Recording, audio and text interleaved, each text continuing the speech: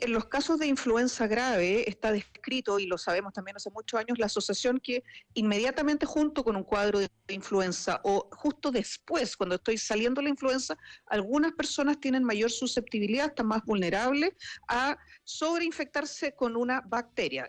Vamos, dilo, con confianza. Me voy a la Metro. Así es, porque el sistema de salud tiene una nueva alerta. Se trata de una bacteria que agrava los casos de influenza y por lo mismo ya se instruyó a los funcionarios a estar atentos para detectar precozmente la sobreinfección que puede llegar a ser mortal, como ocurrió en el lamentable caso de esta niña de 12 años que falleció en el hospital Eloísa Díaz de la Florida, por influenza agravada por esta llamada bacteria asesina. Para comenzar, sobre los detalles de esta nueva alerta del Ministerio de Salud y de esta bacteria asesina, estamos con la coordinadora de infectología de la Clínica Santa María, la doctora Claudia Cortés. Doctora, buen día, bienvenida al Despertador de la Metro. Hola, muy buenos días. ¿Cómo está? ¿Cómo está su día martes? Ha variado como siempre, pero bien, todo bien. Muy bien, le mandamos mucha energía, doctora, y le queremos preguntar, antes de meternos en esta alerta del MinSal, sobre todas estas instrucciones para enfrentar las muertes por esta bacteria asesina, cuéntanos de qué se trata esta bacteria y si esto del aumento de los virus respiratorios y el aumento de la presencia de estas bacterias en algunos centros de salud es una coincidencia o tiene razones de peso. Bueno, lo primero es tratar de cambiarle el nombre, porque tiene su nombre propio y se ¿Ya? llama Streptococcus pyogenes, y pyogenes significa que genera pus. Es una bacteria que conocemos desde hace muchísimos años, no es una cosa nueva. Y en los casos de influenza grave está descrito, y lo sabemos también hace muchos años, la asociación que inmediatamente junto con un cuadro de influenza o justo después, cuando estoy saliendo la influenza, algunas personas tienen mayor susceptibilidad, están más vulnerables a sobreinfectarse con una bacteria. El influenza es un virus y el sistema inmunológico queda algo comprometido durante o justo después de tener un cuadro de influenza, y hay algunas bacterias que se ha descrito que pueden aparecer con más frecuencia. Una de ellas es el Streptococcus pyogenes, que es esta bacteria que tiene este mal nombre. Es cierto que es una bacteria sumamente agresiva, pero no necesariamente todas las personas que tienen una infección por esta bacteria van a morir. No es una bacteria asesina 100% letal, por así llamar. ¿Cómo trabaja esta bacteria en el organismo, doctora?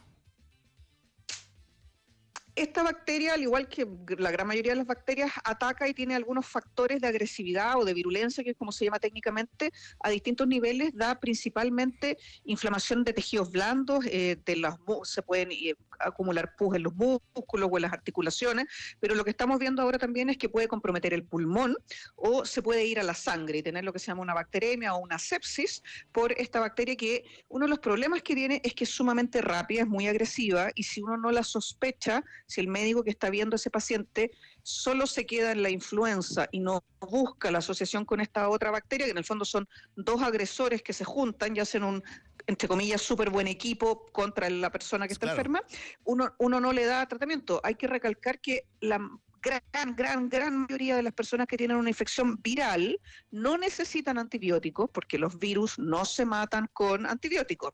Por lo tanto, si yo tengo una influenza y me vacuné, porque estoy dentro del grupo de riesgo que debería haberme vacunado, en general el tratamiento es sintomático, es paracetamol, es harto líquido, bajar la fiebre. Pero si sobre eso tengo un cuadro de mayor agresividad y tengo la sospecha de que hay una bacteria, el médico tiene que indicar un antibiótico. Doctora, estamos conversando con la doctora Claudia Cortés, coordinadora de infectología de la Clínica Santa María, a propósito de esta nueva alerta del Ministerio de Salud por la presencia de esta bacteria, el Streptococcus pyogenes, así le vamos a decir ahora, por sugerencia de la doctora. Oye, doctora, le pregunto desde la total ignorancia, pero esto de que el aumento de los virus respiratorios esté acompañado de la presencia de esta bacteria, ¿es simplemente una coincidencia? No es una coincidencia en el sentido de que esto es algo conocido, sabemos que esto ocurre. Lo que yo te explicaba es que algunas personas tienen mayor vulnerabilidad, y si esa bacteria está en el ambiente, a veces algunas personas son portadoras de esa bacteria, tienen esa bacteria pero no están enfermos, porque su sistema inmunológico lo logra mantener a raya. El problema es que si a mí me da influenza, me bajan las defensas a consecuencia de esa infección puntual, esta bacteria que estaba ahí tranquilita, dormida, puede activarse y volverse más agresiva contra un sistema, un cuerpo que está debilitado. ¿Cómo funciona, cómo se aplica esta alerta del Ministerio de Salud, doctora? ¿Aló, doctora? Oh, ahí se nos fue. Estamos conversando con la doctora Claudia Cortés, es la coordinadora de infectología de la Clínica Santa María, a propósito, ¿no?, de esta nueva alerta al sistema de salud por la presencia del Streptococcus pyogenes, ¿no?, también llamada como bacteria asesina, bacteria que combinada con el virus de la influencia, por ejemplo, agrava los casos y puede terminar, ¿no?, con una fatalidad, con la muerte de este paciente, ¿no? Ya estamos de vuelta con la doctora Claudia Cortés. Sí. Doctora, le preguntaba, esta alerta, ¿no?, del Ministerio de Salud, ¿cómo se implementa? ¿Cómo afecta? ¿En qué consiste esta alerta del MinSal? Esta alerta nos pone en alerta a nosotros, al personal de salud, para que sepamos que esta asociación entre virus y bacterias está circulando con mucho mayor frecuencia que otros años.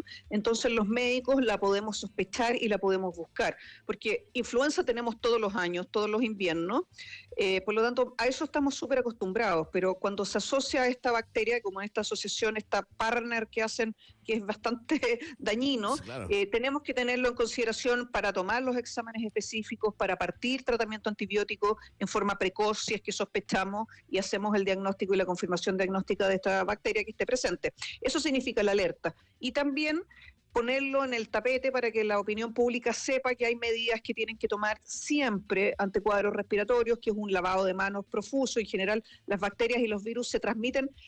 No es que se transmitan por las manos, pero uno estornuda, se toca la nariz, se toca la boca, claro, y quedan esos virus y bacterias en las manos y después uno le da la mano a alguien o toca la chapa de la puerta o un objeto y viene otra persona detrás, toca ese mismo objeto y se contagia. Por lo tanto, el lavado de manos tiene que ser muy frecuente y volver a la mascarilla, pero ojo, no es que todos volvamos a la mascarilla, sino que una persona que está resfriada, que está enferma, lo más lógico es que evite contagiar a quienes lo rodean, por lo tanto se ponga una mascarilla para que no se contagie a su familia, a sus compañeros de trabajo, a quienes comparte viaje en el metro o en la micro. Entonces esta alerta tiene este doble objetivo, hacer que la población esté un poquito más preocupada del tema, refuerce el lavado de manos, refuerce la ventilación y el uso de mascarilla, y el personal sanitario, quienes trabajamos en los hospitales, estemos también más pendientes de la asociación e ir a buscar esta bacteria.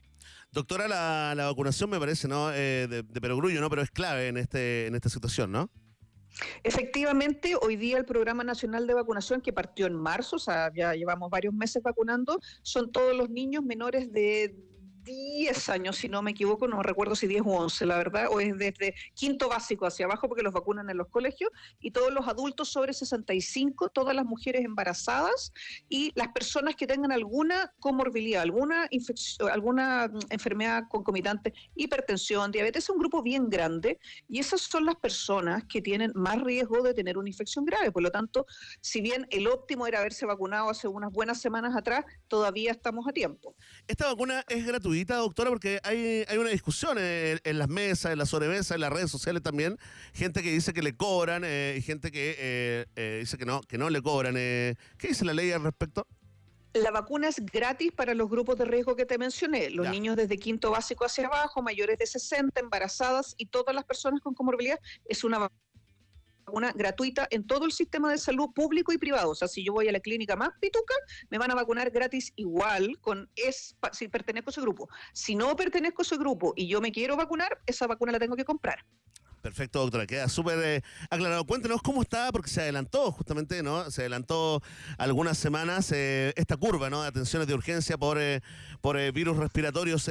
¿Cómo está la carga del sistema? ¿Cómo se manejan ustedes, los profesionales de la salud, con una ocupación del más del 90%, doctora? Esto lo vemos todos los años, habitualmente lo vemos más hacia fines de junio, julio. Efectivamente, los virus antes del COVID, antes del 2020, eran bien ordenaditos, tenían su secuencia, venía uno primero, el otro después, más o menos llevábamos muchos años sabiendo en qué semanas aproximadamente aparecían, pero después del COVID, como no sé si ustedes se acuerdan que durante el 2020 y 2021, cuando estaba el COVID dejando el desastre, habían muy pocos otros virus en circulación. Hubo una competencia, un nicho en que lo ocupó COVID.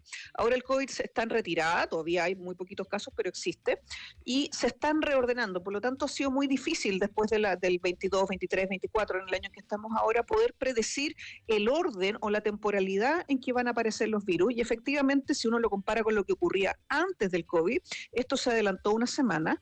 Estábamos con un sistema estresado, pero rindiendo. No hay ocupación del 100% de las camas.